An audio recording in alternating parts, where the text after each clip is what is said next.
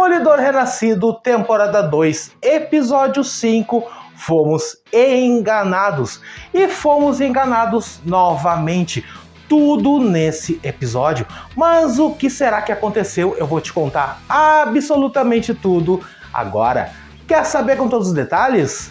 Então, fica aí.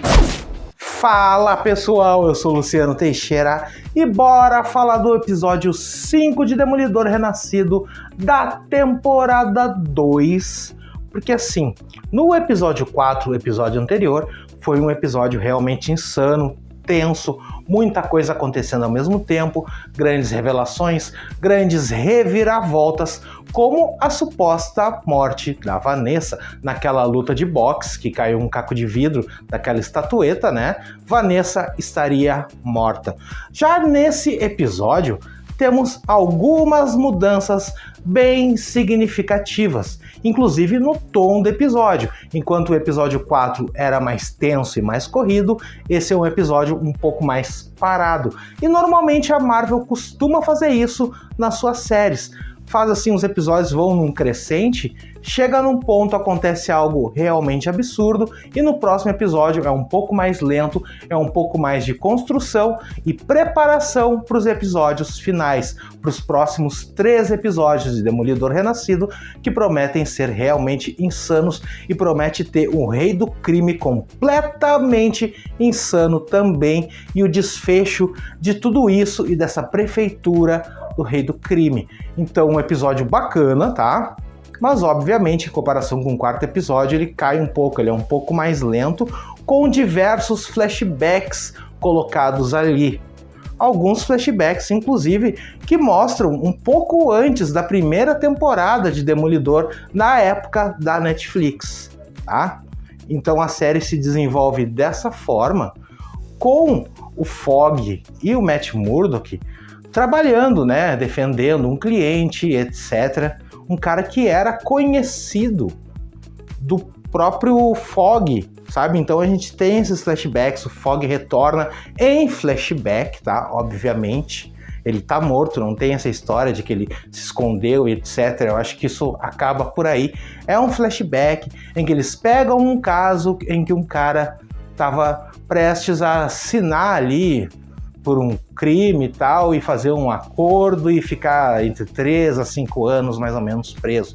Mas isso já mostra o quanto o rei do crime já estava mexendo ali no sistema, que a ideia era justamente prender o cara, fazer o acordo para lá matarem o cara, porque ele tinha algum envolvimento com o próprio rei do crime. E durante esses flashbacks aí, nós temos algumas coisas relacionadas a Vanessa, que está à beira da morte no hospital, mas eu vou falar sobre isso depois. E assim, o que realmente acontece a partir daí com relação ao rei do crime? Mostra também o rei do crime mais ou menos nessa época, um pouco antes da primeira temporada da série original do Demolidor, onde ele conhece a Vanessa. Mas para isso a gente tem que ver como ele vai conhecer. Ele estava procurando algumas formas de lavagem de dinheiro.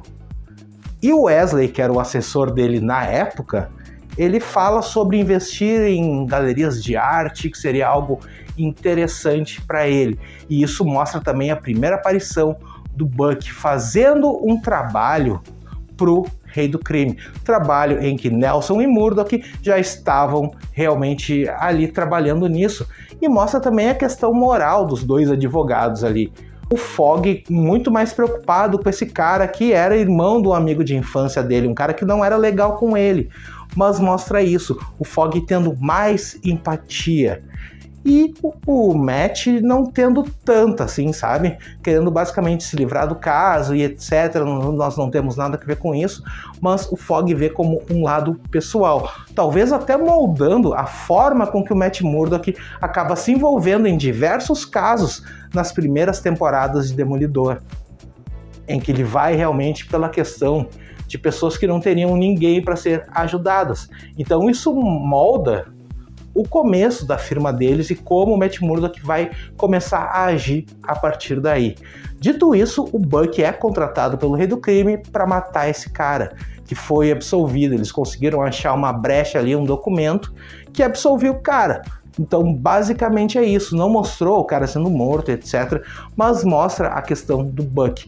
Uma outra subtrama é a questão do Daniel, que acabou revelando o estado de saúde da Vanessa, se tinha morrido ou não. Ele fez a revelação e ele tá tomando um terror pelo Buck. Eles saem para dar um passeio, e esse passeio é mega tenso, é um terror psicológico em cima do vice-prefeito, chefe de comunicações, Daniel, tá? Então, assim, ele acha que vai partir para outra. Eles vão até uma lojinha, compram coisas e mostra aquela cena que já tinha rolado num teaser trailer por aí, deles abrindo o porta-mala, e o corpo que estava ali era justamente o corpo daquele cara do navio que o Buck acabou matando no episódio anterior. E a ideia é basicamente mostrar fidelidade ao rei do crime, como se o rei do crime, ou o prefeito Fisk nesse caso, ele muda a vida da pessoa que está trabalhando, mas exige fidelidade. Uma lição ali para o Daniel se apavorar e achar que iria para um outro momento aí da vida dele, né? Ou pós-vida, né? Não foi isso. Ele vai ter que realmente enterrar o cara ou fazer alguma coisa com o corpo, né? Então é um bagulho meio tenso. Mas passando isso, passando flashbacks que são cortados a todo o momento, nós temos uma cena que preenche quase toda a cena do Demolidor no episódio, que eu não acho que é tão interessante assim, que é aquele diálogo entre o Demolidor e o mercenário. O Demolidor fugindo com o mercenário para tudo quanto é lugar, entra num restaurante, procura uma caldeira e vai, pega túneis e vai para os túneis subterrâneos de Nova York, com o mercenário totalmente ferido, perdendo sangue, basicamente. Então tem um diálogo entre eles ali, parece que aquilo não desenvolve muito. Quando eu achei que ele levaria o mercenário justamente para onde o justiceiro se escondia, ele levou para a igreja. Que lugar mais óbvio, né? Levou para o lugar mais óbvio possível o esconderijo, na igreja onde todo mundo já teve ali, a força-tarefa, o mercenário, o demolidor, todo mundo já teve nessa tal da igreja, e esse possível quase padre aí só sofre, né? E aí tem essa cena realmente em que o demolidor larga ele na igreja e vai embora, não posso fazer mais nada por você. Mas ele volta, ele pensa, ele reflete com a empatia do Fogg mostrada no flashback, retorna e pega de volta o mercenário, vai embora, aí sim eles vão pro esconderijo do justiceiro. Então, basicamente, é isso, e aí nós temos a questão de que nós fomos enganados 2 vezes nesse episódio. Primeiro, nós fomos enganados porque a grande maioria das pessoas pensou, inclusive eu, a Vanessa morreu no final do episódio 4. Obviamente, ela vai pro hospital e ela vai morrer ali, tá? Então tem toda essa repercussão. Eles estavam escondendo o estado de saúde da Vanessa para a imprensa, até porque se eles sabem que a Vanessa está viva, é um risco de colocar o próprio mercenário de volta e ir até o hospital para tentar matar ela, como ele não tinha conseguido da primeira vez. Então eles escondem isso. Tá tudo muito fechado, como eu falei anteriormente. O Daniel deixa vazar, obviamente, com a Bibi Urich, e isso vazou, foi para a imprensa, todo mundo tá sabendo. E do nada a Vanessa acorda, num estado ainda meio, sabe, meio fora da casinha, assim, pedindo suco de que mesmo que era? De abacaxi, suco de abacaxi. Ela toma o suco, mas ela começa a pedir para contar uma história e pede de novo, uma coisa assim meio sem nexo, né? E basicamente a gente é enganado ali pela primeira vez. Por quê? Porque a gente pensa assim, fomos enganados. A Vanessa não morreu. A Vanessa vai primeiro, sei lá, talvez ficar em coma, como aconteceu nos quadrinhos, por muito tempo. Não, ela acorda. Então ela pode se recuperar, mas ficar com sequelas? Pode ser que aconteça. Então fomos enganados a primeira vez. Vanessa está viva. E aí nós somos enganados pela segunda vez, porque depois dessa cena da Vanessa com o Rei do Crime, cena muito boa, diga-se de passagem, mostrando o amor entre eles e etc., a Vanessa tem uma parada cardíaca e sim, fomos enganados pela segunda vez, porque a Vanessa morre. Sim, ela morreu.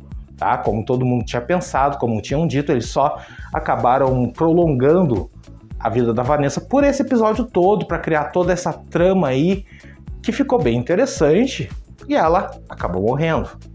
E aí sim nós teremos, nos 3 últimos episódios, o Rei do Crime completamente insano, querendo vingança e praticamente sendo um prefeito que vai fazer absolutamente tudo de qualquer jeito, o que vai destruir inclusive o seu mandato, porque ele não vai medir esforços para caçar os vigilantes, e isso vai dar problema para ele, tá? Então, basicamente foi isso, esse episódio um pouco mais morno, um pouco mais parado com relação ao anterior, mas os próximos prometem ser realmente insanos, com a aparição da Jessica Jones, do Luke Cage, por aí vai, muita coisa insana vai acontecer, e resta a gente saber o que vai acontecer com o Demolidor no final, se ele vai realmente ser preso, que provavelmente, né? E o que vai acontecer com o Rei do Crime quando ele sair do cargo, porque provavelmente a que está trabalhando com o Rei do Crime ali vai se tornar a prefeita, a gente já viu no trailer de Homem-Aranha. Então, basicamente, é isso. Se você quer saber absolutamente tudo sobre o Demolidor, se inscreve no canal, ativa o sininho, deixa aquele like e coloca aqui nos comentários, obviamente, Hype Demolidor. Eu vou deixar aqui na tela a playlist completa e mais um vídeo falando tudo sobre Demolidor Renascido, temporada 2, episódio 4. Até mais. Opa, episódio 5, errei. Até mais.